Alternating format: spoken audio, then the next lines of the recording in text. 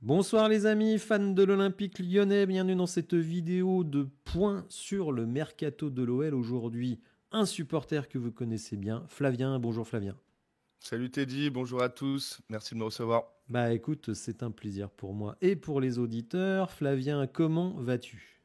Bah écoute, comme je t'ai dit en off, je suis un petit peu malade de mon côté. Je suis Ouais, quand même allé au match dimanche soir pour courageux. soutenir notre belle équipe sous la pluie.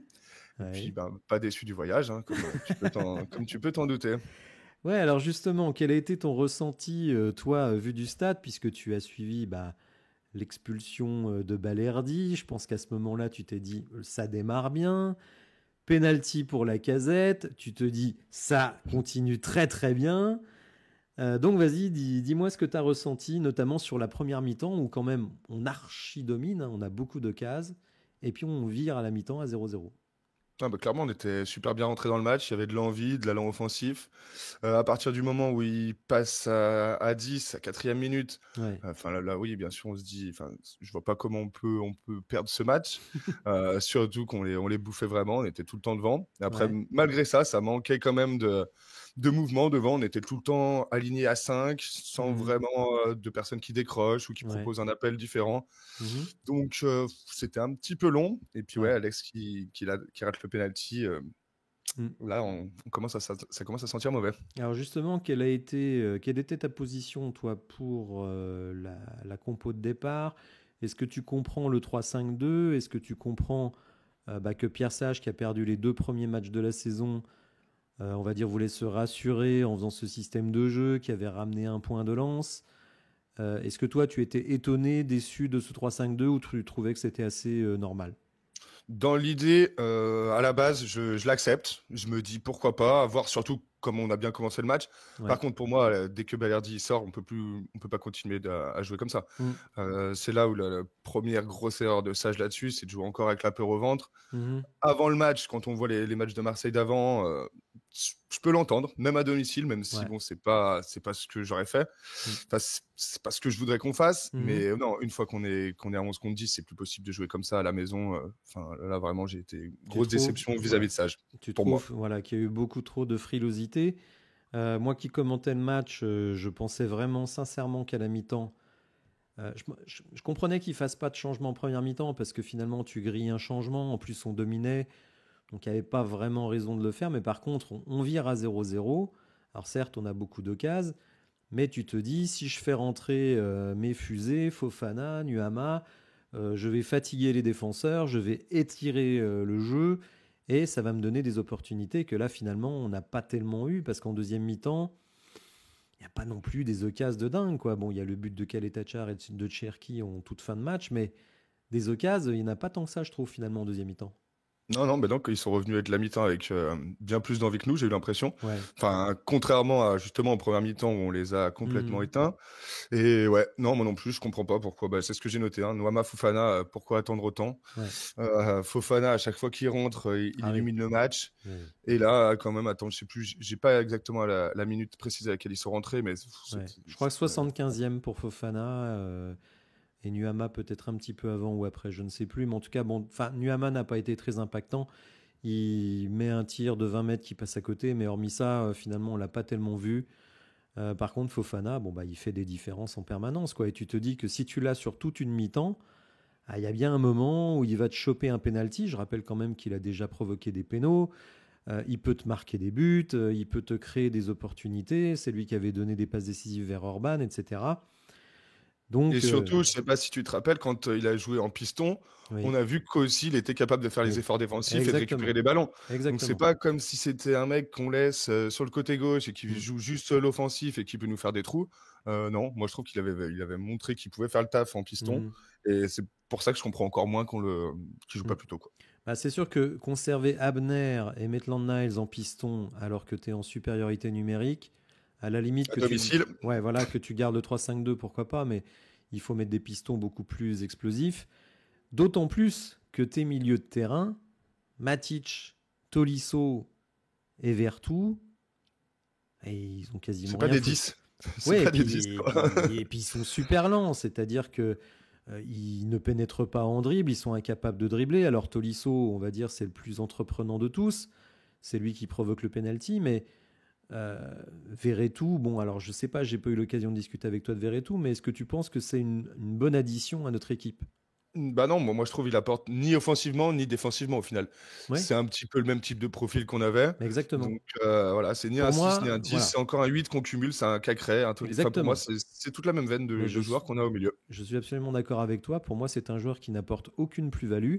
Alors, il met un petit peu de pression sur Cacré parce qu'il joue à peu près dans le même registre, mais à mon avis, il court moins que Cacré.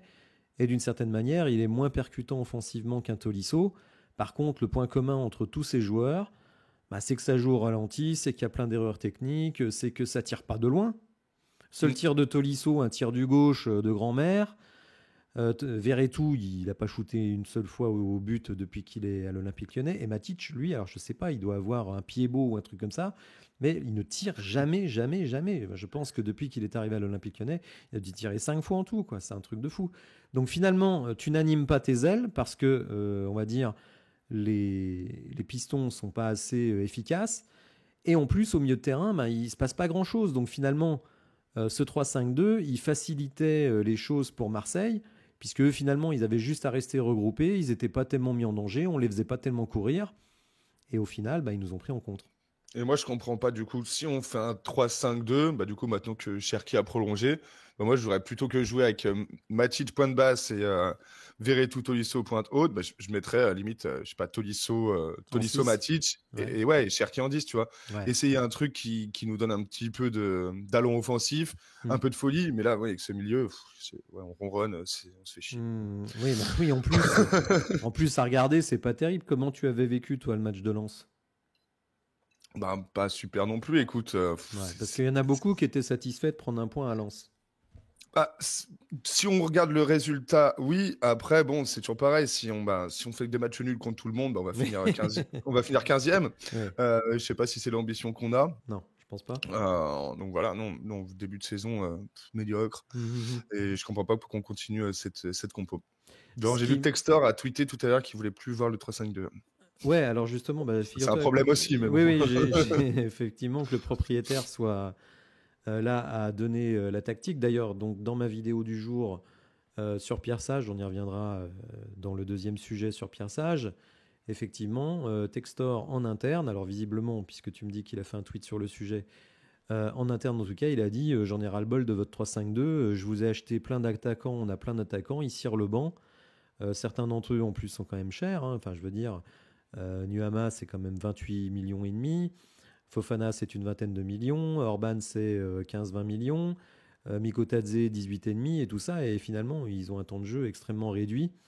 Mm. Donc, en plus, moi, je trouve effectivement ce 3-5-2, il est hyper ronronnant. Dès l'instant où tes milieux ne sont pas capables d'être percutants, d'apporter quelque chose, bah, il faut que ce soit les ailiers qui le fassent. Sinon, bah, il ne se passe pas grand-chose finalement. Alors certains diront, bah oui, mais on a quasiment 4xG, etc. Alors non seulement on termine pas les actions, mais je veux dire, une équipe comme ça qui a 10 contre 11 pendant tout un match, tu dois la démonter, tu dois aller au pressing en Clairement. permanent. En permanence, t'es un de plus, mais tu vois pas Tolisso, tu vois pas Matic, et même Vertou. Dire sur une deuxième mi-temps, faire du pressing, faut pas y compter, quoi. Et puis Non, mais c'est un Abner, peu le coup de gueule de Cherki, hein. C'est oui, tout à à fait. la fin, quoi. On peut Oui, pas, c'est pas possible à la maison oui. Mais de oui, jouer comme ça et mais de reculer. tu dois les harceler. Tu as 5 Mm. changements, ça veut dire que tu peux changer la moitié de l'équipe. Donc tu peux changer quasiment les 5 de devant qui doivent aller au pressing. Ils se dépouillent pendant 1 heure, et puis sur la dernière demi-heure, tu mets les 5 qui sont sur le banc. Et là, normalement, ça doit passer, hein. Donc là, je trouve qu'effectivement, il y a eu beaucoup de retenue de la part du coach. Alors justement, on va enchaîner sur le deuxième sujet. Pierre Sage, sous pression. J'ai fait une vidéo ce matin où j'ai expliqué justement que Textor ne voulait plus voir de 3-5-2. Enfin, en tout cas, il voulait qu'on revienne vers 4-3-3, 4-2-3-1, 4-1-4-1, peu importe. Mais enfin bon, en tout cas, qu'on utilise nos ailiers. Alors, Après, tu vois, comme on a dit tout à l'heure, moi, en fait, le 3-5-2, à la limite, il me dérange pas tant que ça, mais si tu mets Fofana, Cherki et Noama ouais, tout à fait. d'entrée, ou Hmm. juste Fofana, Cherki, tu gardes mettre l'enlace à droite, à la limite. Mais là, Hmm. c'est pas possible d'arriver avec que 2 joueurs offensifs dans un match Ah comme oui, ça. bah surtout qu'on soit prudent en début de match parce que Marseille, c'est une bonne équipe, je le comprends. En plus, on fait un début de saison compliqué. Mais effectivement, après l'expulsion, pour moi, ça n'a pas de sens de rester en 3-5-2. Franchement, c'est n'importe quoi. Alors, Pierre Sage, on va passer à lui. J'ai fait une vidéo ce matin qui s'appelle 3-5-2, gestion des cadres, 99%. Alors, 99%, c'est le pourcentage de chances de victoire que nous accordent les dirigeants du club de gagner sur un match comme ça. Bon, finalement, on s'est retrouvé dans les 1%. Pierre Sage, les orages approchent.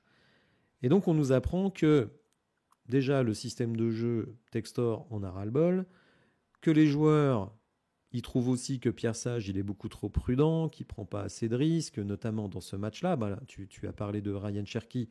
En fait, le vestiaire est plutôt d'accord avec lui. Pour le moment, Pierre Sage n'est pas vraiment en danger. Bon, déjà parce que c'est un choix de Textor, qui a eu que 5 matchs dans la saison, donc un calendrier qui arrive, qui est quand même plus facile, entre guillemets, hein, parce que avec l'Olympique Lyonnais, il faut se méfier hein, quand on parle de facile.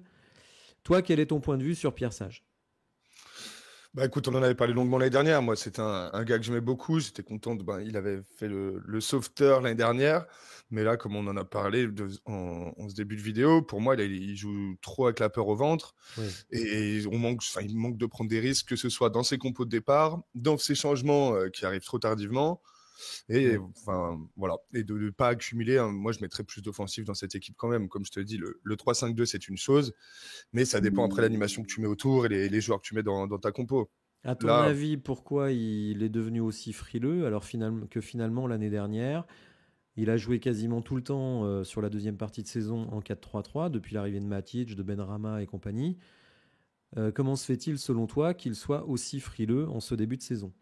Peut-être qu'il a peur pour sa place directe et qu'il préfère aller chercher des nuls plutôt que de prendre des défaites, comme le bon exemple à Lens, qui au final n'est pas tu peux le voir comme un bon résultat à l'extérieur de prendre un point contre Lens, mais si tu as des grandes ambitions, c'est pas en faisant des 0-0 que tu vas finir premier ou deuxième ou troisième du classement, quoi. Pour moi, un point à Lens, c'est bien si tu as gagné tes matchs avant. C'est ça. C'est-à-dire que si tu gagnes Monaco, si tu gagnes Rennes et Strasbourg, tu prends un point à Lens, tu peux pas vraiment être déçu. Tu as pris 10 points sur 12, c'est pas la fin du monde. Mais dès lors que tu avais déjà perdu ces matchs-là, comptablement, là, on se retrouve en plus avec le match de Marseille avec 4 points sur 15. Donc, le bilan comptable, il n'est pas bon du tout. Je pense que, comme toi, que Pierre Sage, finalement, il se rend compte ce que c'est d'être le coach numéro 1 d'un gros club comme l'Olympique Lyonnais, où il y a des ambitions, il faut des résultats, et il faut aussi gérer les égos, parce qu'il y a quand même beaucoup de mecs qui jouent pas, et ça, c'est pas facile à gérer. Alors certes, l'effectif a été mal construit, mais il y a beaucoup de mecs qui jouent pas. Regarde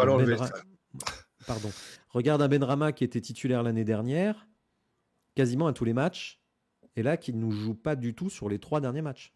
Et mais ça aussi, je sais pas si j'ai lu sur Twitter, donc après, faut toujours se méfier, mais apparemment, justement, lui, il se plaindrait à l'entraînement, etc. Il serait déçu, donc c'est pour ça qu'il joue pas. Oui. Donc, c'est un cercle vicieux aussi. Donc là, finalement, le changement de statut de Pierre Sage, qui était un peu pompier de service l'année dernière, où finalement, tu perds un match, c'est pas très grave, puisque notre but, quand il arrive, c'est de se sauver. Donc si tu gagnes un match sur 3, c'est presque suffisant. Bon, si tu en fais 2 sur 3, c'est très bien. Si tu fais 3 sur 3, c'est parfait. Là, dès lors que tu dois être dans les 3 premiers et que tu es en concurrence avec Marseille, Monaco et Paris, qui, eux, font le début de saison qu'on attend d'eux, en fait. Ouais, c'est ça. Qu'on attendait de nous. Voilà, qu'on attendait de nous. Au final, tu perds tes 2 premiers matchs, donc tu es tout de suite sous pression. Évidemment, un vestiaire, il vit bien quand il gagne. Mais quand tu commences à perdre ou à ne pas gagner, tous ceux qui sont sur le banc sont intimement convaincus qu'ils feraient mieux que les titulaires. Donc c'est très difficile. En fait, ça s'est très bien passé sur la deuxième partie de saison l'année dernière, parce que les titulaires étaient indiscutables, que ce soit Matic, que ce soit Cacré, que ce soit Tolisso, puisque Mangala n'a pas vraiment convaincu. Idem sur le plan offensif, Nuama, Lacazette et compagnie. En défense, O'Brien... Tchaleta Tsar. Donc finalement, les remplaçants, notamment les remplaçants offensifs, ils connaissaient leur rôle, ils acceptaient leur rôle, ils savaient qu'ils auraient un rôle important dans le résultat final.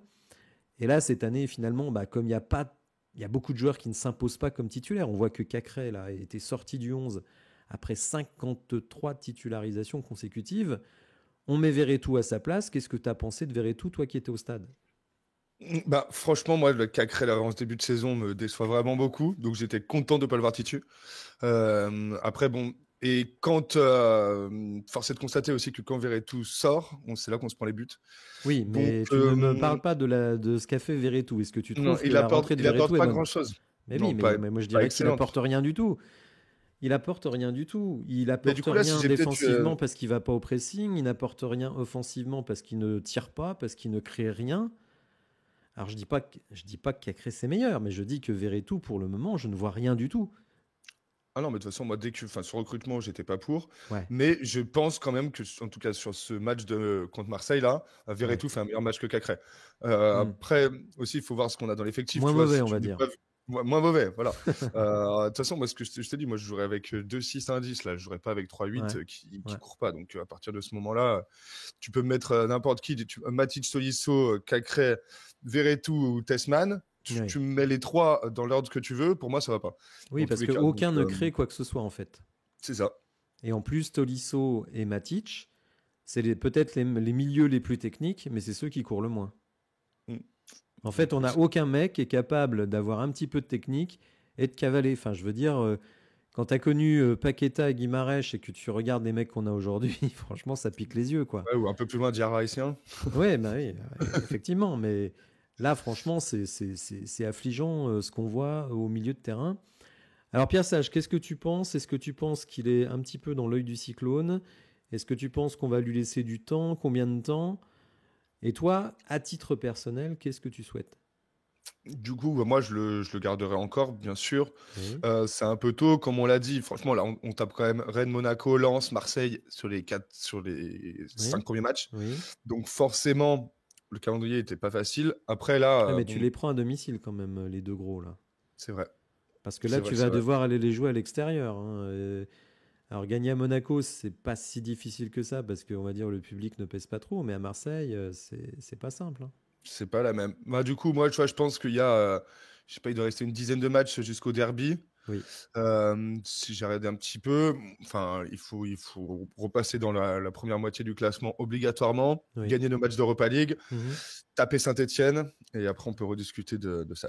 Alors moi Pour moi. justement j'avais fait un petit calcul jusqu'au derby aussi d'ailleurs, puisqu'après il y a une trêve internationale, Mm. et moi je considérais qu'il fallait qu'on prenne 14 points sur les matchs qui nous mènent jusqu'à Saint-Étienne. Je crois qu'il y a 6 ou 7 matchs, et je comptais un nul contre Lille, je crois, un autre nul, alors je sais plus contre Il qui. y a Nantes aussi qui font un bon début de saison. Ouais, tout à fait, mais bon, Nantes, il faut gagner. En fait, Mm. il faut que tu ailles récupérer les points que tu n'as pas pris en début de saison, tout Ah, simplement. mais Donc clairement. là, il faut en mettre un coup. Donc moi, effectivement, je laisserai jusqu'à Pierre Sage jusqu'au derby, comme toi. Et puis, moi, je veux 14 points jusqu'à donc être à 18 points en fait au derby. Faut dire que le calendrier donc est quand même plus simple. Et finalement, l'Europa League apporte une solution à Pierre Sage pour faire jouer tout le monde. Parce que, Exactement. voilà, s'il y a que le championnat, je sais pas comment il fait, je sais pas comment il tient son vestiaire, hein. Non, non, mais non, là, on a accumulé des joueurs à des postes. Enfin, il nous manque des joueurs. Enfin, de toute façon, ce mercato a été construit n'importe comment, on le sait. Oui. Et là, il n'y a pas le choix heureusement qu'on a l'Europa League pour pouvoir faire tourner et faire jouer un petit peu tout le monde et que aussi les petites stars arrêtent de bouder là Mhm. et qui Ah, montrent, qui sortent un petit peu les doigts, quoi. ouais. Admettons que tu ne gagnes pas les deux prochains matchs, puisqu'on a l'Olympiakos jeudi et Toulouse ce week-end à l'extérieur. Si on ne gagne pas ces deux matchs-là, à ton avis, est-ce que Pierre Sage est encore coach de l'Olympique Lyonnais la semaine prochaine? C'est dur à dire, hein. Ça dépend s'il y va avec le 3-5-2 ou pas. Parce que si, tu Oui, vois ce que je veux dire? oui, Parce que bien sûr. s'il persiste Non, mais il n'ira pas. son Il n'ira histoire pas. et que ça ne marche pas avec, Ouais, là, je comprendrais. Après, s'il change, que ça marche pas non plus, ça sera ouais. peut-être plus compliqué pour Textor de le virer, étant donné qu'il aurait écouté ses consignes, même si du coup, moi, Ouais, je suis mais pas ça pour. voudrait peut-être aussi dire qu'il n'a plus aucune emprise sur son groupe. Oui, Donc oui, du là, coup, c'est pareil. Est-ce qu'il faut le ouais, garder dans ce cas-là? Pas sûr. ouais. Et est-ce que tu as réfléchi éventuellement à un remplaçant?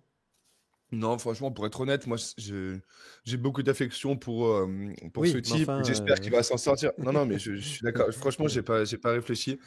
ouais, J'espère qu'il va s'en sortir. d'accord. Et que ce Euh, soit comme l'année dernière, avec de la chance ou parce qu'on arrive vraiment à mettre en place un système de jeu. ouais, mais tu Mais sais, si c'est avec de la chance, il fera pas une troisième année ici, quoi. finir sixième ou finir podium, c'est pas la même saison, hein.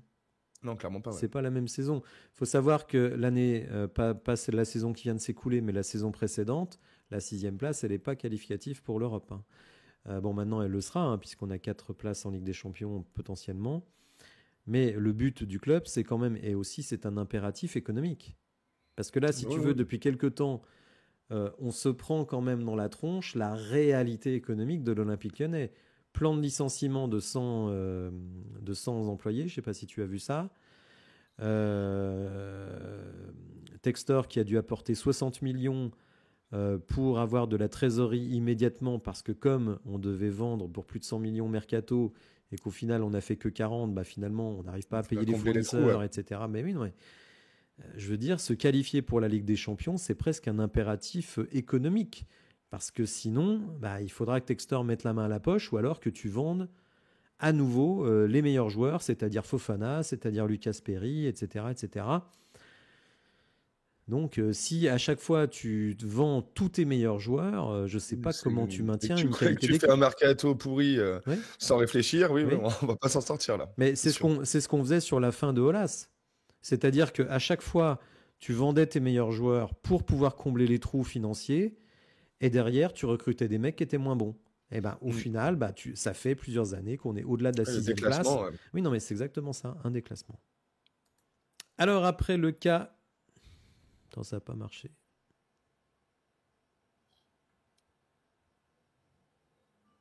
Si, ça a marché, il faudra que je fasse une coupure, merde.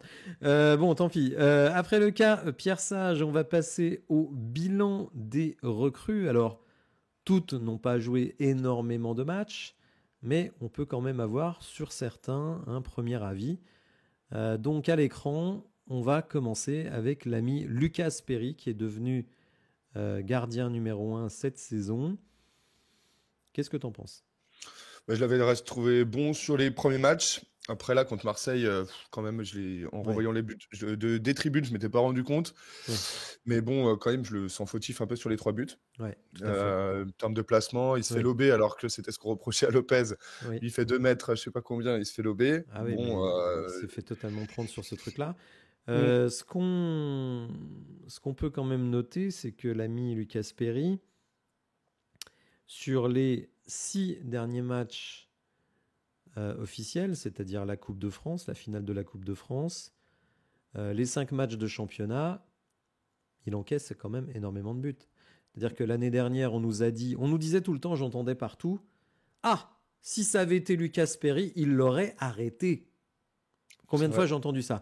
Ah, si c'était Lucas Perry dans les buts, il l'aurait arrêté. Le mec prend Et but même, sur tu but. sais que moi-même, je l'ai dit lors de notre dernière vidéo, je Ah, crois. bon, d'accord. Alors bon, moi je n'aime pas faire du foot fiction, donc je ne vais pas dire si Lucas Perry n'avait pas été gardien sur ces 6 derniers matchs officiels, on aurait pris moins de buts. Je ne vais pas dire ça, mais est-ce que tu es satisfait de ce que tu vois de Lucas Perry? Tu as parlé de son placement. Moi, je trouve parfois son placement extrêmement douteux pour un gardien de 26 ans quand même. Et même sur ses sorties aériennes, il est pas Oui. rassurant, alors que c'était enfin, ce qu'on attendait de lui principalement. Mhm. Je le trouve bon sur sa ligne, mais Ouais. Lopez était bon sur sa ligne aussi. Non, j'attends plus de Perry quand même. Et comme tu dis, c'est pas normal on ait qu'un seul clean sheet là, Oui. surtout le début de saison, enfin depuis C'est ces dans, derniers matchs. c'est dans quel match? Je pense que c'était Strasbourg où il veut sortir, finalement il sort pas, il glisse, il tombe par terre et le but est complètement vide. Bon après ils n'en ont pas profité, mais ça c'est quand même hallucinant. Enfin moi je me dis, Ouais, mais des petits cafouillages comme ça, il y en ouais. a un ou deux par match, hein, j'ai l'impression. C'est Alens aussi qui veut prendre le ballon à deux mains et qui lui échappe, que le ballon Exactement. roule devant la ligne. Enfin moi je Ouais. me dis, si c'est Anthony Lopez qui fait ça, qu'est-ce qui se passe sur les réseaux sociaux là? Non, ouais, ouais, là, on est un peu. C'est Kalachnikov total quoi. Mm.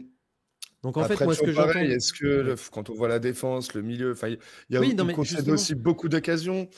justement, Flavien, il y a des gens qui ne comprennent pas ce que je veux dire sur Lucas Perry. Je dis pas que Lopez est meilleur que Perry, je ne dis pas que Perry est meilleur que Lopez. En plus, c'est deux gardiens qui ont des profils différents. Mais simplement, l'année dernière, quand on prenait des kilos de buts, 2 buts par match, j'entendais tout le temps, c'est Lopez, il est nul, si c'était Perry, on ne l'aurait pas pris, si c'était Perry, on ne l'aurait pas pris. Et moi, je disais, eh oui, mais quand tu laisses autant de tirs à l'équipe adverse, il y a bien un moment où tu vas prendre des buts. C'est-à-dire que même ne serait-ce que statistiquement, plus tu encaisses de tirs, plus tu vas prendre de buts. Ce que je constate, c'est qu'Anthony Lopez, il prenait quasiment 2 buts par match la saison passée, et que Lucas Perry, il prend 2 buts par match cette saison. Donc en fait, c'est pas lié à la qualité du gardien. Alors après, il y a des pro Lopez, il y a des pro Perry, il y a des anti Lopez qui sont extrêmement virulents. J'entends pas beaucoup d'anti Perry pour le moment. Mais c'est plus un problème collectif. De toute façon, on en revient toujours à un problème collectif. Et ce que je constate, c'est que Lucas Perry, pour le moment, il nous fait pas gagner un point. C'est-à-dire que on nous dit Lopez, il nous fait pas gagner un point. Lucas Perry nous a pas fait gagner un point. Donc j'ai rien contre Perry. Je trouve que c'est un gardien qui est intéressant, qui a de grande taille, mais c'est pas la superstar mondiale qu'on nous a vendue. Et je le répète encore, ces derniers matchs à Botafogo, il se fait huer par le public parce qu'il accumule les boulettes. Allez voir les boulettes de Lucas Perry à Botafogo. Il y a des trucs, c'est des trucs de l'espace. T'as jamais vu ça de ta vie. Je pense que même Lopez, il n'a pas fait ça. Mais bon, si tu veux, je pense que les gens, ils aiment bien se raconter des trucs. Ils aiment bien fantasmer des trucs un petit peu incroyables. Et Lucas Perry, il est titulaire. T'en as même qui te disent « Ah là là, le fait que Lopez soit encore là, ça lui met la pression. Le Lopez, il est 4e gardien. Il n'a pas été une seule fois dans l'équipe depuis le début de la saison. » Qu'on me dise pas qu'ils mettent la pression sur Perry, c'est n'importe quoi. Non, là, ça, c'est des gens qui trouvent des excuses. Oui. Et là, surtout contre Marseille, autant les autres matchs, il n'y a pas eu... je me suis pas dit, tiens, c'est sa faute. Là, je me dis, il peut nous sauver le match nul sur les 2 derniers buts, quoi. Ah carrément, il offre la balle à Rose sur le dernier but. Ouais. Et puis effectivement, cette relance dégueulasse. Ces placements, parfois je suis vraiment surpris. Alors on va enchaîner. Bon, Descamps, on peut rien dire, on l'a pas vu. Moussa Niakhaté, donc lui pour le coup, Boulettor à Rennes. Qu'est-ce que tu en penses? Lui, j'avais bien aimé sur les matchs de prépa. Ouais. Et là, force est de constater qu'en championnat, c'est compliqué. Hein. Je l'ai dans une petite application, Mon Petit Gazon. Je suis content, il m'a fait perdre tous mes matchs jusqu'à présent, avec une belle note de 2 à chaque fois. Mais je sens un potentiel en lui quand même. Est-ce que c'est toujours pareil? Est-ce que quand les joueurs arrivent ici, ils tombent malades quand ils arrivent à l'OL? Est-ce que si ça tourne un peu mieux, il sera meilleur? Malgré tout, moi, je le trouve quand même plutôt en progrès. Oui, non, mais puis ça se voit qu'il a très mal débuté. Et à Lens, notamment, il est plutôt sécurisant, comme Khaled Tachar, qui fait un très bon match à Lens, je trouve. Après, Strasbourg, tu prends encore 3 buts, quoi. Ah oui, c'est ça. C'est pour ça que c'est dur d'encenser un décès quand à chaque fois tu te prends 3-4 buts par match, quoi. Alors, on va continuer avec un joueur qui divise beaucoup. C'est Abner Vinicius, donc, qui est latéral gauche. Plutôt intéressant, je trouve, dans les matchs amicaux. Alors, qu'est-ce que tu en penses, toi, d'Abner? Tu vois, il n'est pas arrivé on l'a pas présenté comme une star, donc j'avais pas les mêmes attentes que je pourrais avoir envers Miko Tadze ou Niakhaté, justement. Oui. Donc non, franchement, Abner, je trouve qu'il se débrouille en ce début de saison. C'est pas le meilleur arrière-gauche qu'on ait vu, mais il fait son taf. Je trouve que voilà, j'aurais pas grand-chose à dire. Qu'est-ce que tu penses de ce poste de latéral gauche où tu as Tagliafico catastrophique lors du dernier match? Bon, bref. Est-ce que tu trouves que Tagliafico Abner, c'est du niveau de l'Olympique Lyonnais? Enfin, franchement. Non, c'est léger. Tagliafico, on avait bien vu. Il fait une bonne première saison quand il arrive avec nous. Plein de grinta. Et puis après, voilà, de toute façon, on va pas répéter l'histoire. Hein. Depuis la Coupe du Monde, il n'est pas revenu au niveau. On recrute Abner en remplaçant Tagliafico. Finalement, c'est lui qui prend la place de titulaire. Donc non, oui, ça va pas. Et comme on disait tous les deux tout à l'heure, c'est... pour moi, Abner, tu le mets les 45-55 premières minutes et après, il faut faire rentrer Fofana qui est capable de défendre, mais pas attendre la 75-80e à chaque fois. Non, c'est sûr. Parce que tu peux pas lui demander aussi Abner, c'est dur de lui demander beaucoup, je pense, quand on savait quel joueur c'était, quoi, entre guillemets. Ouais. Bon, on va dire plutôt correct par rapport à ce qu'on attendait, mais quand même, c'est pas génial. Pas la superstar. En plus, moi, je trouve qu'il manque d'explosivité. je sais pas, je trouve qu'il a pas grand-chose. Pour moi, il dégage pas grand-chose. Il est pas mauvais, hein, mais je trouve qu'il dégage pas grand-chose. Moi, j'aime bien les joueurs explosifs, hein, surtout sur les postes de latéraux. Moi, lui, je trouve qu'il joue un peu en chausson. C'est soyeux, c'est pas mal, mais bon, c'est pas terrible, quoi. Il me fait un peu Non, penser à ouais, Emerson. Je sais pas si tu te ah souviens. bah j'ai failli te le dire. Ouais. C'est que ouais voilà c'est ça, c'est C'est-à-dire, qu'il tu il est peux pas dire que le là. mec est mauvais. On voit il est assez fluide, il a une assez belle technique, mais bon, il manque quelque chose, quoi, vraiment pour être très convaincant. Alors, on va continuer avec Tessman. Alors bon, je vais pas vraiment te demander ce que tu penses de Tessman parce qu'on l'a pas assez vu, mais est-ce que tu penses, vu Matic qui quand même est un petit peu à la ramasse physiquement, que Tessman devrait de temps en temps être titulaire et notamment dans 2 jours face à l'Olympiakos. Est-ce que toi tu mettrais Tessman titulaire? Bah pourquoi pas tenter. Après moi pour être transparent avec toi, je l'ai même pas vu jouer avec les États-Unis etc. Donc j'ai vraiment Ouais. vraiment très peu vu Tessman. Mhm. C'était le même profil que Matic, yes, donc moi pourquoi pas le tenter, surtout qu'on sait très bien que Matic dans tous les cas il fera pas encore 3-4 saisons chez nous, donc Ouais. autant tenter des joueurs, mais pareil, c'est toujours pareil, c'est à voir à qui tu l'associes, parce que si tu mets un Hmm. Tessman, Tolisso Ouf. et Cacré, bah, je suis pas sûr de ce que ça va donner, quoi, Non, ce c'est milieu de sûr. terrain. Mais de toute façon, d'une certaine manière, on se retrouve exactement comme l'année dernière où je disais, on a plein de milieux. Rappelle-toi, à l'époque, on avait Alvero, Akuoku, Diawara déjà à l'époque, Cacré, Tolisso. Je dis, on a plein de milieux, mais ils sont tous nuls. Mm. Ah non, mais ça fait 2-3 ans C'est-à-dire que c'est qu'on ça. on a la quantité, mais la qualité, elle n'est pas là. Et finalement, encore Matic, il est arrivé, il a été rayonnant. Donc ça, c'était très bien. Mais bon, là, je suis désolé, 36 balais, tu sais qu'il a encore 2 années de contrat, hein. Non, bah ouais, Donc, on le sait bon, bien. puis un bon salaire. Bon, Verretou, on va pas reparler, on en a déjà parlé, hein, c'est-à-dire vraiment profil des mecs qu'on a déjà. Voilà, pour accumuler, quoi. Voilà, exactement. Et on va passer à un joueur que toi, tu attendais beaucoup, c'est Georges Mikotadze. Qu'est-ce que tu en penses? Bah, écoute, je suis très content de son arrivée à l'OL. Quelle belle recrue, un début de saison exceptionnel. Non, bah, déçu forcément. Est-ce que tu J'espère. penses que c'est un problème de confiance ou c'est un problème de niveau? Parce qu'en fait, toute la question, elle est là. C'est-à-dire que si le mec, il n'est pas en confiance, mais qu'une fois qu'il sera débloqué, il va planter but sur but, ou alors est-ce que tout simplement l'Olympique Lyonnais, c'est peut-être un peu haut pour lui? Il faut quand même savoir que c'est un mec qui a joué à Metz. Non, Tu bien vois, je sûr. veux Moi, dire, je reste. il a 23 ans, il a joué à Metz, il a fait une demi-bonne saison en Ligue 1. Il a échoué à l'Ajax, et pourtant l'Ajax d'aujourd'hui, c'est pas l'Ajax d'il y a 4-5 ans, hein, qui faisait demi-finale de Ligue des Champions. Là, ils sont 8 ou 9e de leur championnat, et bon, c'est plus ce que c'était. Est-ce que tu penses que c'est un problème donc de confiance ou de niveau? Moi, je reste persuadé que c'est un problème de confiance. Quand même, sur ses matchs, je trouve qu'il a de la qualité technique. Il est un peu remuant, même si bon, il marque pas. J'espère que son premier but va le débloquer et qu'il jouera, enfin, qu'il sera bon derrière. Mais par Est-ce que contre tu lui as aussi, vu faire un truc où tu t'es dit, ah, quand même, là, il y a un joueur? non, c'est pas la Non, star que mais c'est j'attendais. très important. Parce que Non, non, t'as raison. finalement, quand il joue à Metz, quand il joue avec la Géorgie, c'est du jeu de transition. Donc oui, il peut être rapide et tout ça, efficace sur le jeu de transition, mais l'Olympique lyonnais, c'est un jeu placé. Est-ce que Mikotadze, il a la qualité technique, le QI foot pour te faire des bonnes passes dans les petits espaces? Rappelle-toi le 2 contre 1 avec la Casette, mais je l'aurais buté le mec, hein, je te jure. Ah oui, mais ça, mais Mais j'étais grave erreur. fou, j'étais fou. Mais tu sais, quand t'es neuf, tu viens d'arriver, t'as envie de t'imposer. Je dis pas que c'était très bien joué, mais Ah alors, si tu me le disais, là, je me dirais quand même, merde. non, non, mais moi, je crois encore en lui. Oui.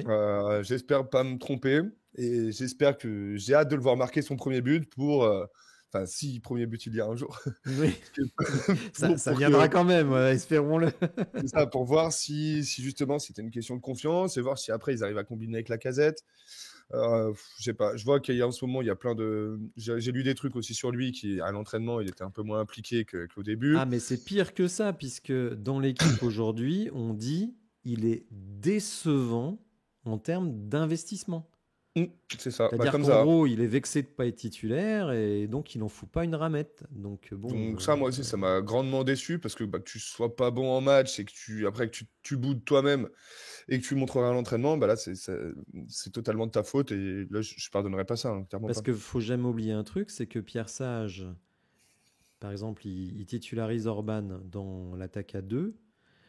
On peut se dire, ah bah c'est parce qu'Orban il a mis un doublé contre Strasbourg, mais il n'y a pas que ça. Non, c'est Pierre pas Sage, vraiment il prend répondu. aussi en compte ce qui se passe à l'entraînement. Mm.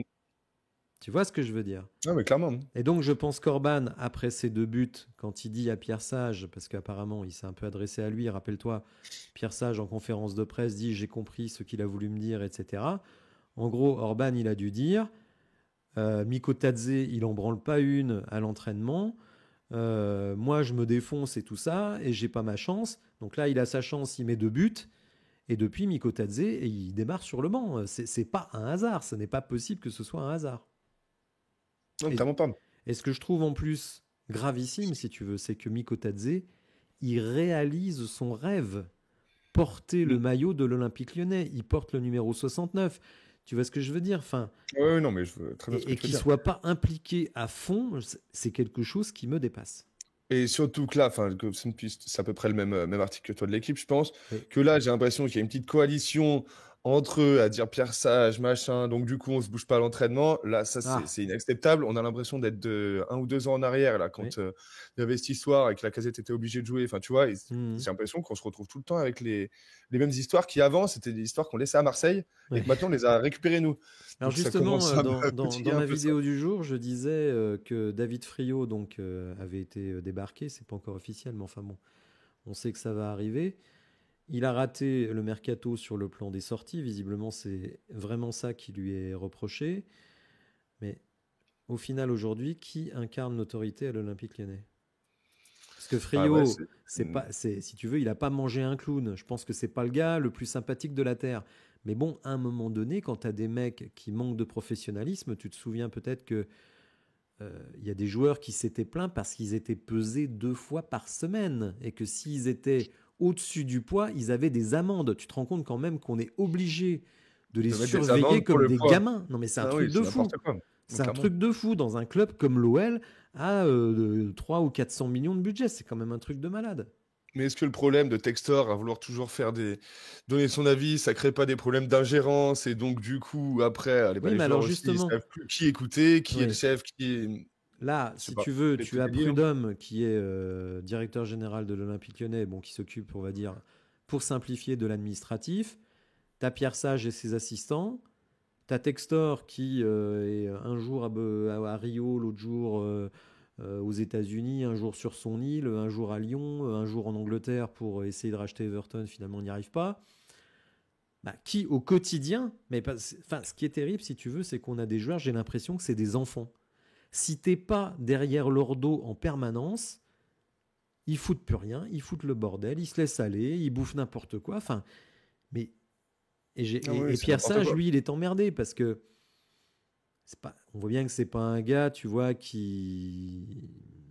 c'est pas Sampaoli, quoi. Tu vois, c'est pas Là c'est ça, Deserbi, bah, c'est c'est ce c'est que pas un j'allais mec qui dire, va c'est que rentrer dans la gueule des mecs. non, c'est un bon gars Et gentil oui, et du coup l'année dernière ça a marché parce que je pense que les gens ça ont a bien marché, suivi. notamment à partir de l'arrivée de Frio. Même Là avant aussi. le mercato, on termine par 3 victoires. Frio vient d'arriver. Mm. Et Frio, on sait qu'il était là à toutes les séances d'entraînement. Tu sais, c'est un petit peu. Moi, j'ai été pion quand j'étais jeune. À un moment donné, j'avais deux salles à surveiller parce qu'il y avait beaucoup de jeunes qui n'avaient pas cours à ce moment-là. Donc, ils étaient 30 et 30 dans une autre salle. Quand j'étais dans une salle, elle était calme, l'autre foutait le bordel. J'allais dans l'autre, ça s'inversait, si tu veux. Donc, à Oui, un moment logique. donné, on est là face à des joueurs qui sont censés être des grands professionnels, parce qu'en plus, il y a quand même des joueurs expérimentés là-dedans, et tu es obligé de les surveiller comme le lait sur le feu. C'est quand même hallucinant, quoi. Ouais, pareil, Zaha qui vient d'arriver et qu'on Oui, lit, il serait loin de se faire mal à l'entraînement. oui, Bah oui, ouais, mais mais carrément, carrément. du coup, en fait, voilà, c'est un peu le Club Med, j'ai l'impression, C'est Club les Med, entraînements de l'OL. ouais, ouais, ouais. Mais comment on va obtenir quoi que ce soit avec une équipe comme ça? C'est pas possible. Non, compliqué.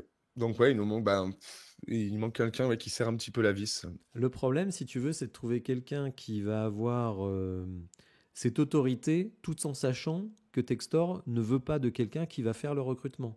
C'est-à-dire quelqu'un qui, d'une certaine manière, si on veut quelqu'un qui représente l'autorité, qui serait juste une sorte de garde-chou, de pion, tout simplement, mais qui n'aurait... Pas de directeur, ouais. Voilà, qui n'a pas la fonction d'un directeur sportif.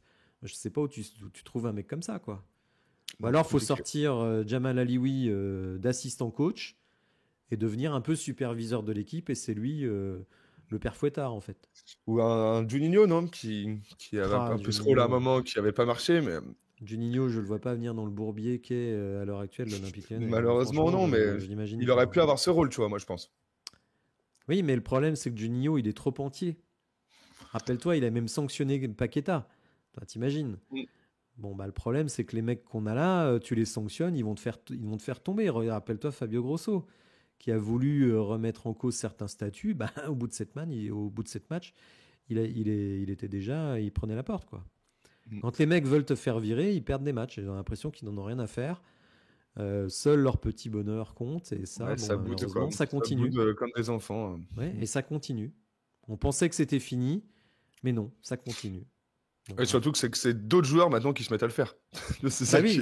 Et en plus des arrivants, à la limite, on avait qui disaient c'est les Lyonnais, les mecs de l'académie, etc., etc. Maintenant, t'apprends que Zaha, il le fait, t'apprends que Mikotadze, il le fait, et t'apprends que Benrahma le fait. Pourtant, eux, c'est pas des mecs de l'académie. Donc, tu te dis, mais tout simplement parce que je pense qu'il y a un déficit d'autorité dans notre club. Je pense qu'à Marseille, quand t'as un Benatia qui vient de causer, t'écoutes, tu vois. Et quand t'avais Frio, alors il était peut-être pas aimé, mais bon... je pense qu'il était écouté. Et là, maintenant, je ne vois pas qui reprendre l'autorité. Et je pense qu'il faut quelqu'un parce que sinon, on s'en sortira pas. Bien, maintenant, on va passer justement à nos impressions sur le début de saison. Début de saison, on va dire, très décevant, puisqu'après 5 matchs, seulement une victoire. Et en plus, un scénario dinguissime. 3 défaites, dont 2 à domicile face à des adversaires directs pour le podium, Marseille et Monaco. Une première gifle à Rennes. Et ça vient dans le prolongement de matchs amicaux qui, selon moi, avaient été décevants. La défaite à Arsenal, où on s'est vraiment fait piocher.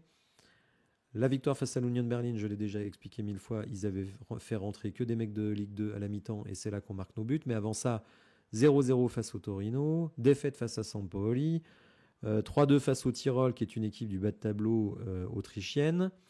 Par parenthèse, Torino qui est leader de la Serie A. Il y a quelques petits joueurs vraiment très sympas dans cette équipe.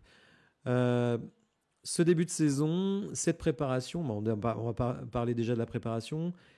Est-ce que toi, la préparation, elle t'a inquiété, ou tu te disais c'est de la préparation, dès que ça va commencer, dès que ça va être sérieux, on va mettre le bleu de chauffe, on va y aller. Quel était ton point de vue par rapport à ça ? Franchement, pour être honnête, moi, ça ne m'inquiétait pas plus que ça, étant donné surtout qu'on n'avait pas fini notre recrutement. Enfin, oui. C'était ce qui était annoncé, parce que du coup, que je m'attendais à de grandes choses dans cette fin de mercato qui ne sont pas arrivées. Donc non, j'étais pas tant inquiet que toi. Force est de constater que je me suis trompé et qu'on a commencé le championnat sur les mêmes bases un petit peu que cette prépa qui, oui, quand je revois les matchs là un petit peu, on est loin d'être bon offensivement. Ça n'a pas eu trop de buts. La défaite contre Sampaoli, ouais, celle-là, elle a fait mal. Et justement, contre Marseille, alors certes, on met 2 buts, mais bon, le but de Ryan Cherki en toute fin de match. Sinon, avant ça, c'est 0 but à Lens, 0 but face à Monaco, 0 but face à Rennes, 0 but face à Arsenal, si on veut étendre un petit peu. Le match un peu fou contre Strasbourg. Est-ce que cette inefficacité face aux grosses équipes du championnat, à considérer que Lens soit une grosse équipe du championnat, qu'est-ce que ça t'inspire ? Est-ce que c'est juste une méforme ponctuelle de nos offensifs ? Est-ce que c'est le milieu de terrain qui est incapable d'alimenter les joueurs ? Est-ce que tu penses que ça va se débloquer, notamment avec un système de jeu peut-être différent ? Comment tu perçois les choses ? Moi, de toute façon, comme je te l'ai dit plusieurs fois, on peut pas vouloir aller marquer des buts et jouer avec les 3 milieux qu'on met à chaque fois. Donc, à partir de ce moment-là, je pense qu'il y a un gros problème. Et pareil, les entrées tout le temps de nos petites pépites qu'on fait rentrer bien trop tardivement. Mhm. Ou alors qu'il faudrait retenter Titus. Ça fait longtemps qu'on n'a pas tenté Fofana titulaire. Ouais, Il a peut-être pris un petit peu de galon. Et moi, je comprends pas que ton meilleur joueur, parce que c'est quand même le meilleur joueur de ce début de saison, je suis d'accord. joue 10 minutes par match, quoi. Oui. 10 minutes par match. Quand on perd, allez, va nous sauver la situation. Oui, c'est ça, oui. Mais En fait, Pierre c'est Sage, pas possible. comme il a les jetons de perdre des matchs, il ne fait du coaching que quand il a plus le choix. En fait, quand voilà, t'es mené, il faut faire quelque chose. C'est quand même très surprenant. Et tu vois, tout à l'heure, il y a un truc que je voulais dire, c'est que Mhm. peut-être Pierre Sage, il s'est dit, bah, l'année dernière, ça a marché. Oui, mais enfin, On arrivait toujours à revenir au dernier moment avec ma petite tactique comme ça. Et je pense que cette année, bah, il s'est dit, bah, si ça marchait une fois, pourquoi pas deux? Alors qu'on savait tous que ça ne pouvait pas bah fonctionner, oui, qu'on a bien eu sûr. beaucoup trop de chance l'année dernière. D'une certaine manière, ça a fonctionné contre Strasbourg, puisqu'on revient scénario comme la saison passée.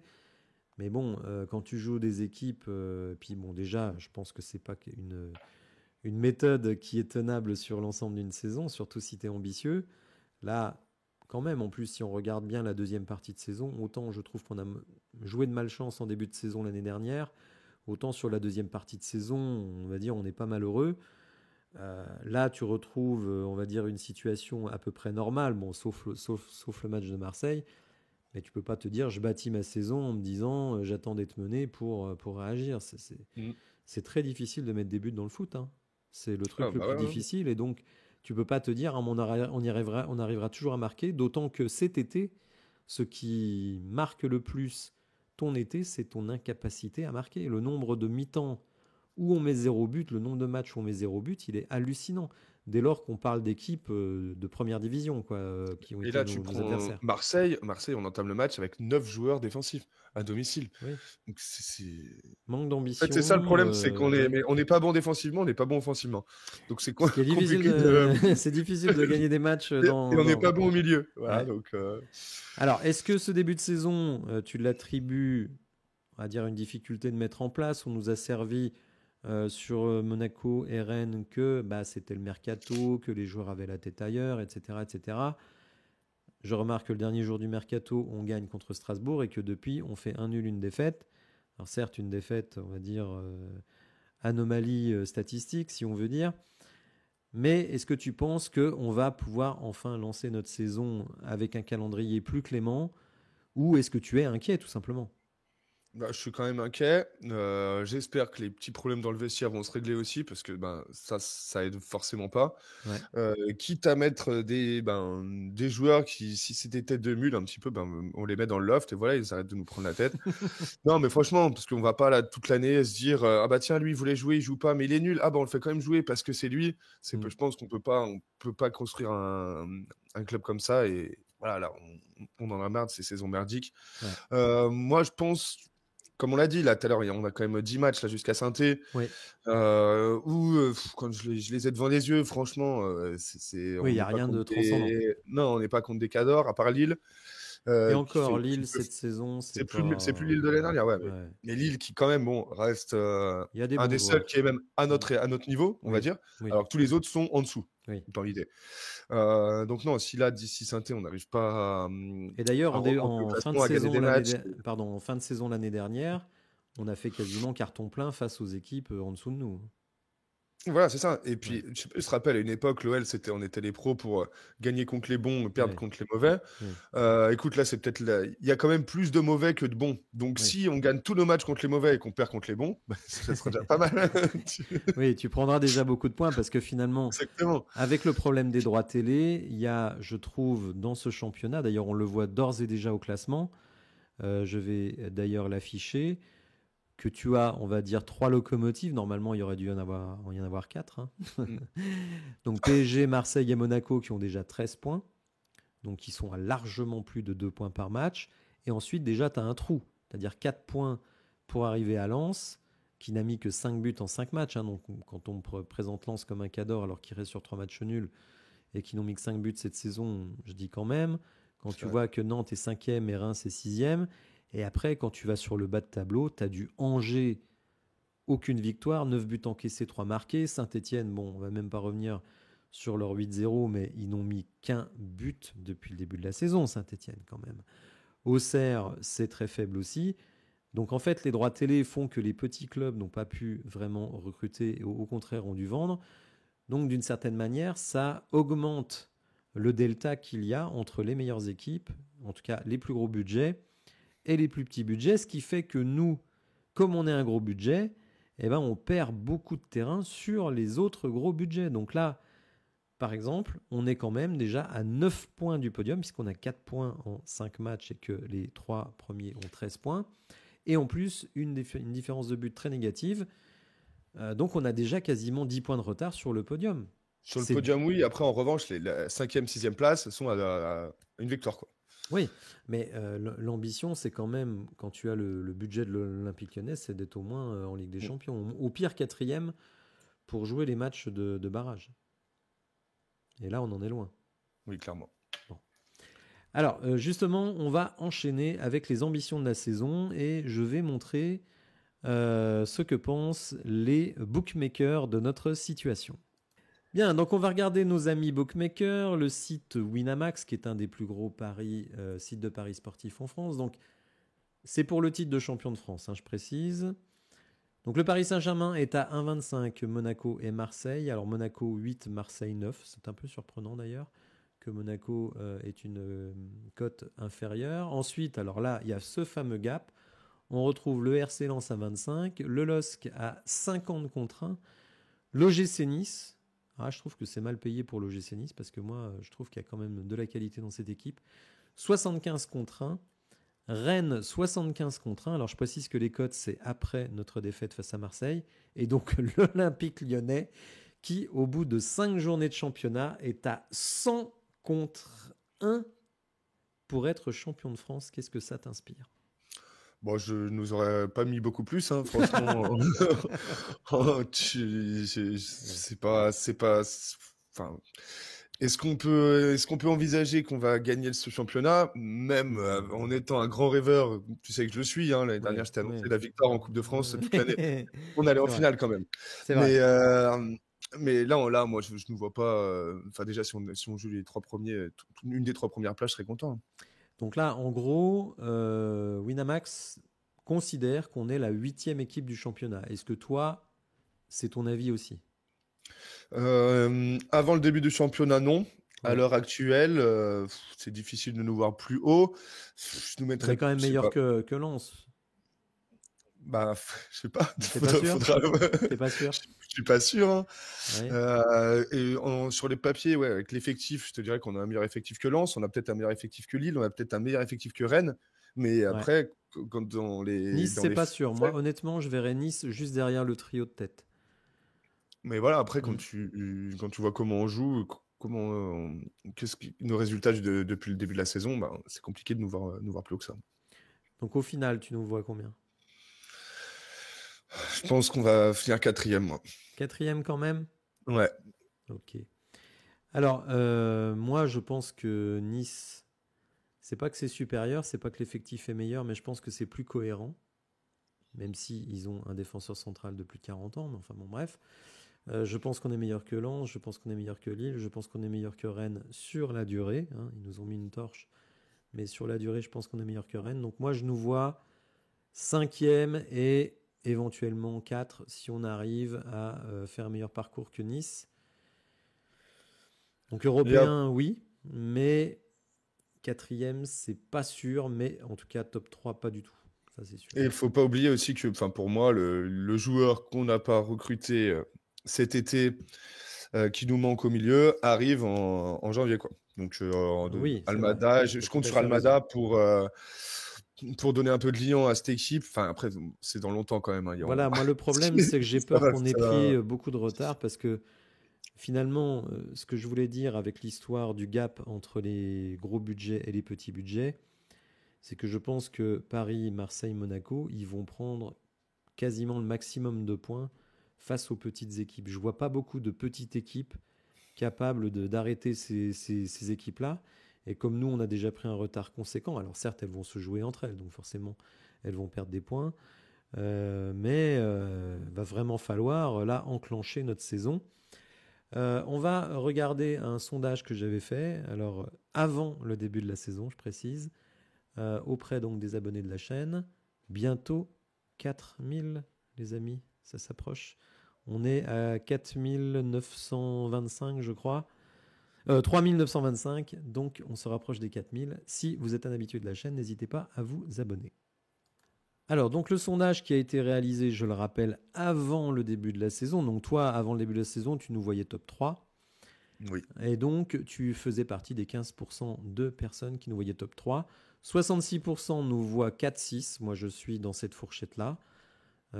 Si on arrive à réagir très rapidement, on peut faire 4. Sinon, on repart pour une saison comme les saisons pourries. Pas comme la saison dernière, mais comme les saisons pourries où on fait 7e.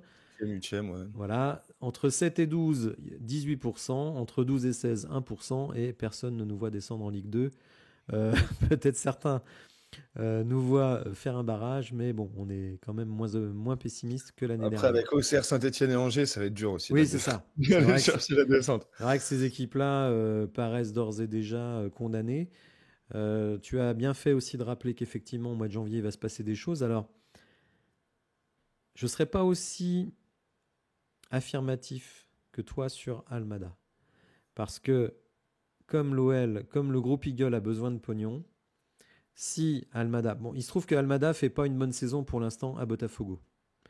Donc, sa valeur marchande ne va pas monter. À l'inverse de Luis Enrique. Luis Enrique, il devait rester une saison à Botafogo et venir à l'Olympique Lyonnais, mais lui, il fait une saison d'enfer. C'est peut-être le meilleur joueur du championnat brésilien. Donc, je te le dis tout de suite, s'il y a un club européen qui vient, qui fout 50 patates pour Luis Enrique, il ne foutra jamais les pieds à Lyon. Exactement. Almada, d'une certaine manière, on a plus de chance parce qu'il ne fait pas une grosse saison à Botafogo. Alors, c'est peut-être pas forcément bon signe. Hein. Mais non. Bon, voilà. En tout cas, lui, c'est pas rassurant non plus. Lui, je pense pas qu'il sera préempté, si on peut dire, par un autre club européen avant de venir à l'Olympique Lyonnais. Donc voilà. D'ailleurs, il n'est plus sélectionné avec l'équipe d'Argentine. Donc je suis pas certain qu'Almada, il ait une aussi grosse cote qu'on veut bien le dire. Donc effectivement, ça va amener du liant dans notre milieu de terrain. Donc ça, c'est une bonne chose. Après, moi, j'ai des réserves. Tu sais que je suis très focalisé sur la dimension athlétique des joueurs. Donc je suis très réservé sur la dimension athlétique de ce joueur. Parce qu'en Ligue 1, il faut être ultra physique. Et en tout cas, c'est pas l'impression qu'il me donne. Est-ce que tu veux, avant qu'on termine, Flavien, on arrive quasiment à 1 heure, rajouter quelque chose par rapport à tout ce qu'on a dit jusqu'à présent sur le point d'étape, si l'on peut dire, sur la saison de l'OL? Bah écoute, j'espère vraiment que on va se réveiller au prochain match. J'espère voir une autre compo, pas forcément dans le. Bah tiens, puisqu'on y est, est-ce que tu peux m'improviser une compo pour l'Olympiakos? Eh ben écoute, je resterai sur le 3-5-2, mais Oui. en changement, je mets Cherki titulaire, je joue avec Oui. 2-6, Oui. et je mets peut-être même Fofana direct à gauche, en gardant D'accord. Maitland Nice à droite. D'accord. Ok. Et je remets Mikotadze avec la casette devant aussi. D'accord. Et au niveau de la défense des trois centraux, si Niakate, on considère que Niakate est disponible. Ben, Niakate, Keita Tchar, et Mata. tu vois, pareil, moi, soit Mata, ou même Ouais. moi, je reviendrai peut-être. En fait, je réfléchis en même temps que je parle. Ouais.